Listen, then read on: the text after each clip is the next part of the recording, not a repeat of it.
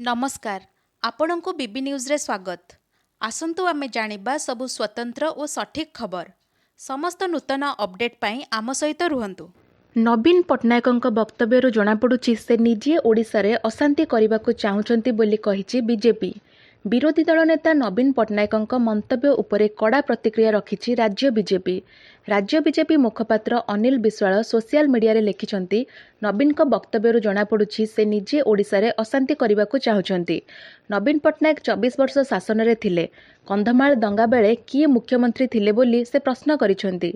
2017 भद्रक दंगा, 2021 संबलपुर अशांत बेले किए शासन करुथिले।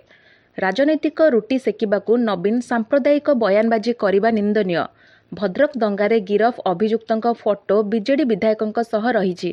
कंधमाल दंगार मुख्य षड्यंत्रकारी नवीन ही राज्यसभा सांसद करिसेंती बोली कहिछि बीजेपी। सूचनायोग्य नवीन पट्टनायक एक्स रे लिखिथिले, भद्रक और सोनपुर जिलार सांगठनिक पदाधिकारी एवं नेतृवृंद को भेटिली। 3 मासरे 4 थर सांप्रदायिक अशांति ओडिशार छवि को मलिन करिछि।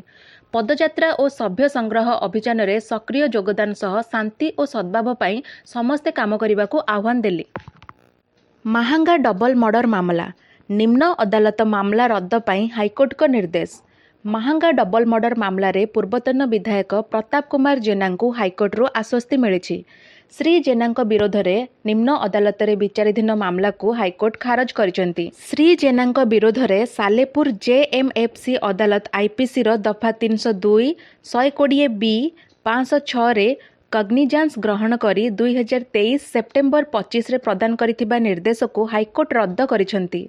एथि सहित निम्न अदालत रे श्री जेना विरोध में विचाराधीन ए संपर्कित फौजदारी मामला को मध्य हाईकोर्ट रद्द करिसेंती।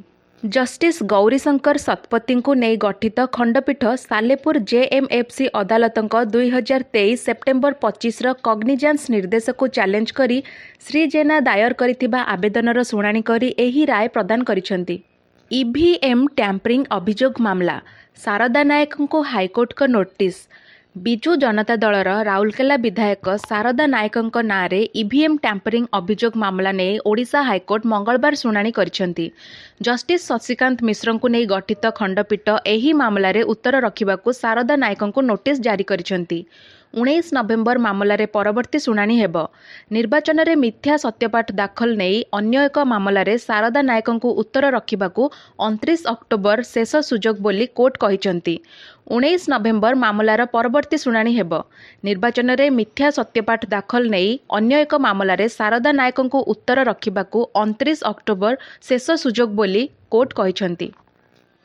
श्रीमंदिर रोषेई रे लुहा कड़ेई व्यवहार, पालिका सेवक निलंबित। श्रीमंदिर रोष मध्य लुहा कड़ेई व्यवहार प्रसंग में 3 जन सुपकार विरोध में कार्यानुष्ठान ग्रहण करा जायछि।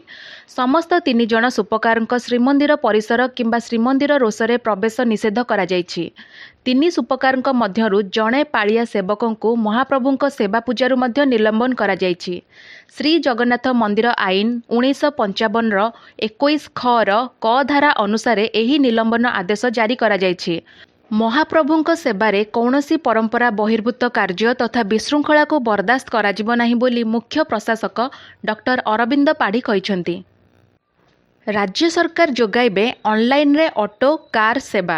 राजधानी भुवनेश्वर, कटक और पुरीवासी को सुलभ मूल्य रे ऑनलाइन माध्यम रे ऑटो और कार सेवा जोगाई देबाकू पदक्षेप नैछंती। एनेई राज्य परिवहन कमिशन का अध्यक्षतार एक गुरुत्वपूर्ण बैठक अनुष्ठित होईछि। एही बैठक रे ऑनलाइन टैक्सी संघ, ऑटो महासंघ और क्याब संघ उपस्थित थिले। यात्री सुविधा को दृष्टि रे रखी भड़ा और सुरक्षा संपर्कित चर्चा होइथिला। सेप्टेम्बर रे जीएसटी आदाय 6.5% वृद्धि। सेप्टेम्बर 2024 रे द्रव्य और सेवा टैक्स जीएसटी संग्रह 1.73 लाख कोटी टंका रही, जहाँकि गत वर्ष समान अवधिर 1.63 लाख कोटी टंका तुलन में 6.5% अधिक। 2024 अगस्ट रे जीएसटी आदाय 1.74 लाख कोटी टंका थिला। एणु पूर्व मास तुलन में सेप्टेम्बर रे जीएसटी आदाय कमी।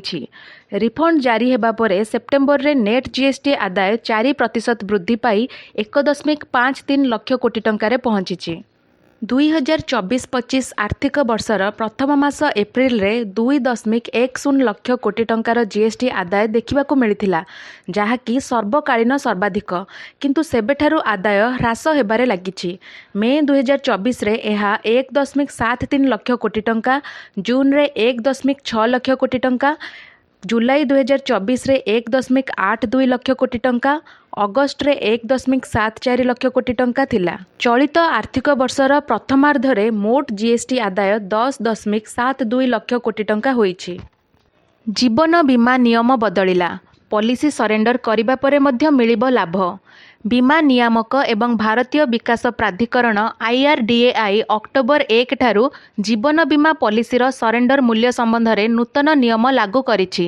ଏହି ନିୟମ ଅନୁଯାୟୀ ବର୍ତ୍ତମାନ ନୀତିଧାରୀମାନେ ସେମାନଙ୍କର ପଲିସି ବନ୍ଦ କରିବା ଉପରେ ଅଧିକ ଫେରସ୍ତ ପାଇବେ। ଅବଶ୍ୟ ଏହି ପରିବର୍ତ୍ତନଗୁଡ଼ିକ ବୀମା କମ୍ପାନୀଗୁଡ଼ିକ ପାଇଁ ଏକ ଚ୍ୟାଲେଞ୍ଜିଂ ପ୍ରମାଣିତ ହୋଇପାରେ, କିନ୍ତୁ ଏହା ପଲିସିଧାରୀମାନଙ୍କ ପାଇଁ ବହୁତ ଲାଭଦାୟକ ହେବ ଏବଂ IRDAI ଦ୍ୱାରା କାର୍ଯ୍ୟକାରୀ ହୋଇଥିବା ନୂତନ ନିୟମ ବୀମା ଶିଳ୍ପରେ ଏକ ବଡ଼ ପରିବର୍ତ୍ତନ ଆଣିବ। ଏହା ପୂର୍ବରୁ ଯଦି ଜଣେ ପଲିସି ଧାରକ 1 ବର୍ଷ ମଧ୍ୟରେ ପଲିସି ବନ୍ଦ କରୁଥିଲେ, ତେବେ ସେ କୌଣସି ଫେରସ୍ତ ପାଉନଥିଲେ। ବର୍ତ୍ତମାନ ପ୍ରଦାନ କରାଯାଉଥିବା ପ୍ରିମିୟମର ପ୍ରାୟ 80ରୁ 85% ଫେରସ୍ତ ପାଇବେ। କେବଳ ଏତିକି ନୁହେଁ, ପଲିସିଧାରୀମାନେ ଅଧିକ ଅର୍ଥ ନ ହରାଇ ଏକ ବୀମା କମ୍ପାନୀରୁ ଅନ୍ୟ ବୀମା କମ୍ପାନୀକୁ ସହଜରେ ଯାଇପାରିବେ। ଖଣ୍ଡଗିରି ଗୁମ୍ଫା ପ୍ରସଙ୍ଗରେ ହାଇକୋର୍ଟଙ୍କ ଉଦ୍ବେଗ। ଖଣ୍ଡଗିରି ଗୁମ୍ଫାର କେତେକ ସ୍ଥାନ ଜବରଦଖଲରେ ଥିବା ଓ ଏହା ଉପରେ ଅନଧିକୃତ ନିର୍ମାଣ କରାଯିବା ନେଇ ହାଇକୋର୍ଟ ଉଦ୍ବେଗ ପ୍ରକାଶ କରିଛନ୍ତି। ପ୍ରତ୍ନତାତ୍ତ୍ୱିକ ଓ ଐତିହାସିକ ଗୁରୁତ୍ୱ ରହିଥିବା ଏହି ଅଞ୍ଚଳରେ କୌଣସି ପ୍ରକାର ଜବରଦଖଲକୁ ପ୍ରଶ୍ରୟ ଦିଆଯିବ ନାହିଁ ବୋଲି ହାଇକୋର୍ଟ କହିଛନ୍ତି।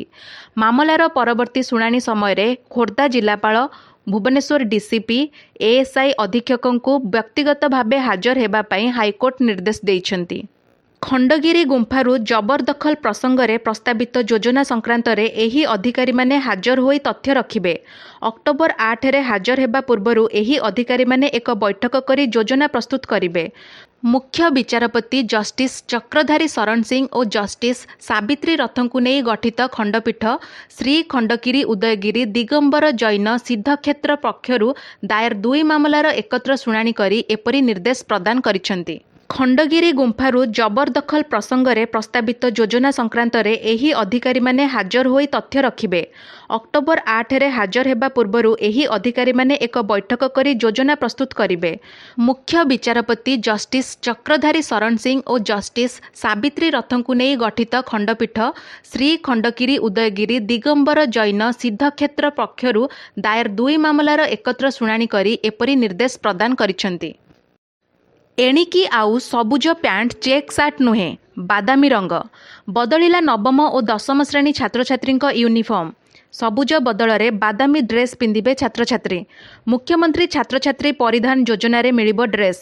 ସବୁ ସରକାରୀ ଓ ସରକାରୀ ଅନୁଦାନପ୍ରାପ୍ତ ସ୍କୁଲକୁ ବଣ୍ଟାଯିବ। ଗତ 2023ରେ ପୂର୍ବରୁ ଗାଢ଼ ନୀଳ ରଙ୍ଗ ୟୁନିଫର୍ମକୁ ବଦଳାଇ ସବୁଜ ପ୍ୟାଣ୍ଟ ଓ ଚେକ୍ ସାର୍ଟ କରିଥିଲେ।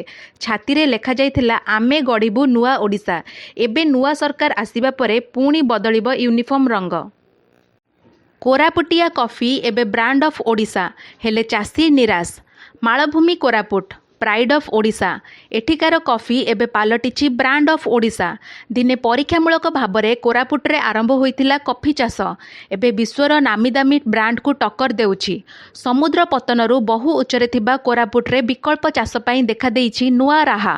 ଏଠାରେ ଭୌଗୋଳିକ ସ୍ଥିତି ସହ ପାଣିପାଗ ଯୋଗୁଁ ପାରମ୍ପରିକ ଚାଷ ସହ କଫି ପ୍ରତି ବଢ଼ିଛି ଲୋକଙ୍କ ଆଗ୍ରହ, କିନ୍ତୁ କୋରାପୁଟ କଫିରୁ ସେହି ପରିମାଣର ପ୍ରୋତ୍ସାହନ କି ସମ୍ମାନ ମିଳିପାରିନି। ଏଠାକୁ ଅନୁକରଣ କରି ବହୁ ବର୍ଷ ପରେ ଆନ୍ଧ୍ର ଆରମ୍ଭ କରିଥିବା କଫି ଚାଷ GI ଟ୍ୟାଗ୍ ପାଇସାରିଛି। କୋରାପୁଟର ଚାଷୀଙ୍କର ସେମିତି ଆଖିଦୃଶିଆ ଉନ୍ନତି ହୋଇପାରିନି। ଭିଡ଼ିଓଟି ଭଲ ଲାଗିଥିଲେ ଲାଇକ୍, ସେୟାର ଓ ସବସ୍କ୍ରାଇବ୍ କରିବାକୁ ଜମା ବି ଭୁଲିବେନି। ଧନ୍ୟବାଦ।